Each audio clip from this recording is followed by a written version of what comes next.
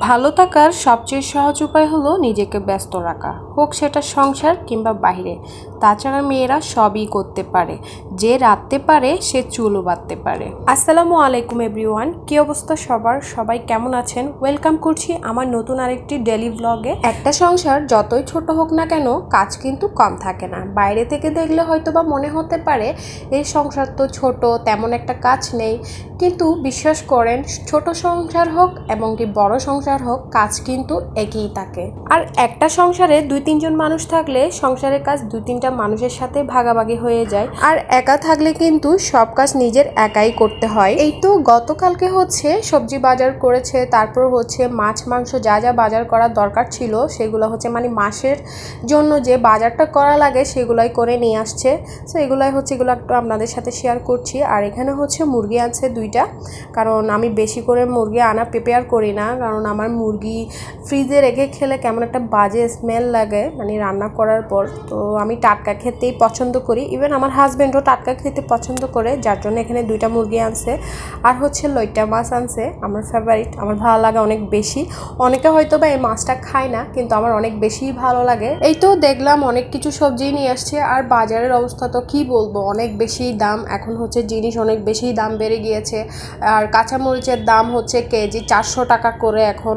কাঁচামরিচে মানে আগুন লেগে গিয়েছে, এরকম অবস্থা। যাই হোক, দাম বাড়লেও কি করার আছে, খেতে তো হবে, আনতে তো হবেই। আর এইদিকে হচ্ছে আমি পেঁয়াজ দেখতেছিলাম, পেঁয়াজের সাইজ অনেক বড় বড় ছিল। আমি বলতেছিলাম এত বড় বড় পেঁয়াজ, ও বলতেছে দেশি পেঁয়াজ পাইনি, আমরা হচ্ছে দেশি পেঁয়াজটাই বেশি খাই।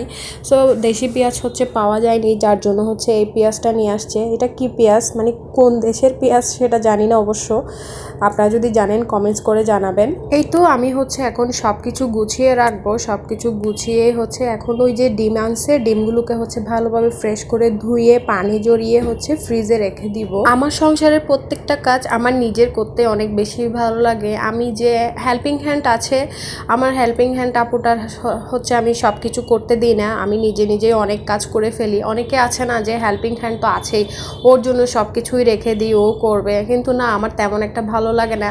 আমি আমার নিজের কাজ করতে অনেক বেশি পছন্দ করি, যার জন্য আমি করে ফেলি, ওনারটা উনি করে, আমারটা আমি করি। এই তো বাজার সব কিছু গুছিয়ে এটা হচ্ছে দেন সন্ধ্যার পর হচ্ছে আমি আমার বেস্টির সাথে একটু বের হয়েছিলাম। ওর সাথে হচ্ছে এরকম প্রায় অনেক দিন পরেই বের হয়েছি। আর হচ্ছে আমরা ভেলপুরি খেয়েছিলাম 2জনে মিলে।